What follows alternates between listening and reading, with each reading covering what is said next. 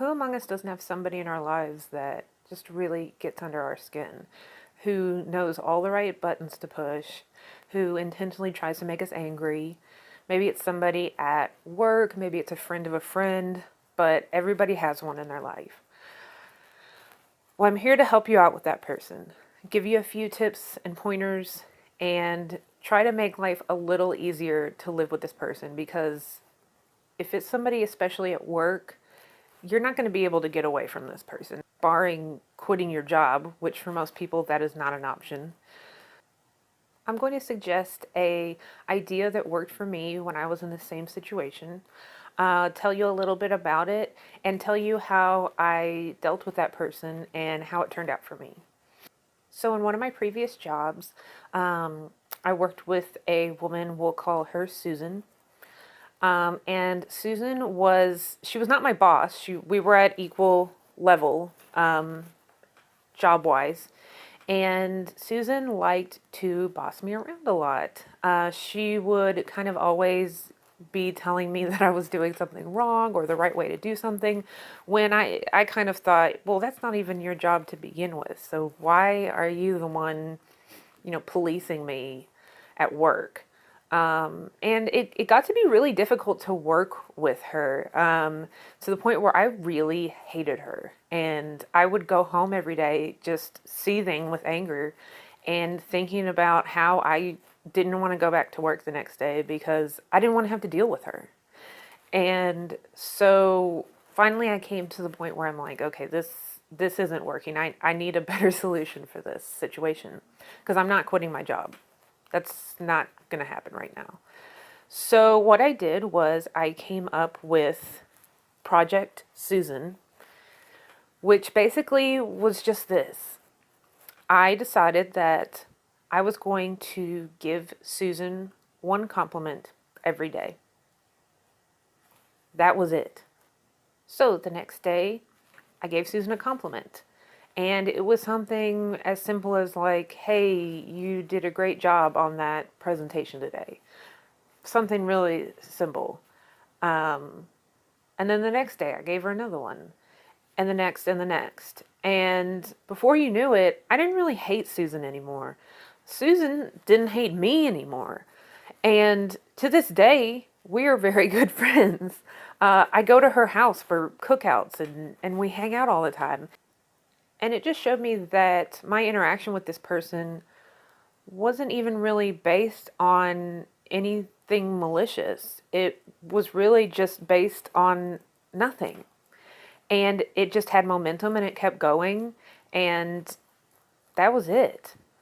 I didn't really hate her. So how do you apply this technique to your own life if you have a really annoying coworker or friend? Well, there's a few caveats. You don't just want to go about it willy-nilly.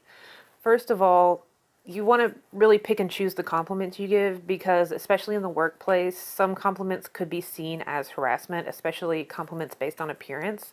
So my rule of thumb is to just always keep the compliments to work-related compliments, like you did a really great job on that, or you handled that customer really well, or wow, that was a really great presentation. Do you think you could teach me a few things about what you were explaining?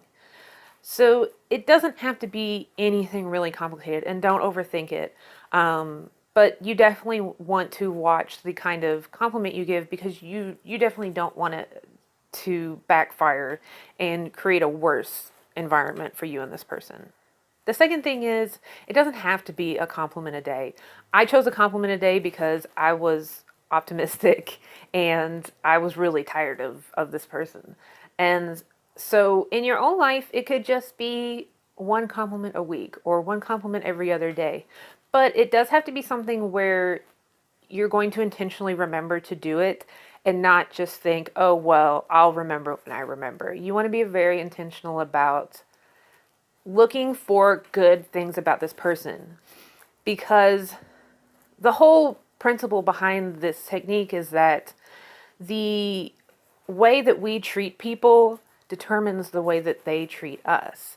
And so even if you're caught in this cycle of negativity with somebody, and it's not necessarily even your fault, maybe you didn't draw first blood, Anyways, if you're caught in this cycle of negativity with this person, it's just going to continue and continue until one of you explodes, quits, or decides to try to treat each other differently. So, in this circumstance, it's going to have to be you because it sounds like the other person isn't budging right now.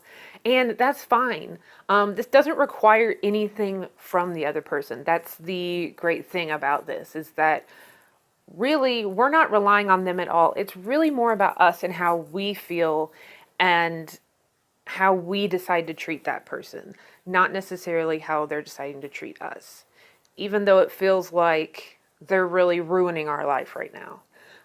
We want to kind of rise up, be the bigger person just temporarily, because that might create the space for you two to actually get along. So go ahead and try this out with someone in your life who you're having a difficult time getting along with and see how it goes. Now, I don't recommend trying it out forever. If it's not working, then, you don't have to just be nice to this person forever while they're being really mean to you back. That's not the point, but you do want to at least try it for a little while, just a couple of weeks. See how it goes. Does it change the dynamic between you two? Do things get easier? Even if they're not becoming nicer to you, do you at least feel better about yourself in this situation? Let me know in the comments below. And if you like videos like this, subscribe. Let me know what other kinds of videos you would like to see that would kind of help you feel better in your everyday life. Thank you for watching, and we'll see you next time.